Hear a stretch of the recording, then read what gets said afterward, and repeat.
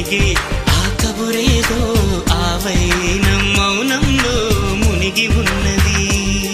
చిగురాకు చాటు చిలక ఈ అలజడి ప్రేమేగా, అనుకోని దారి గనక ఈ తికమక తప్పదుగా.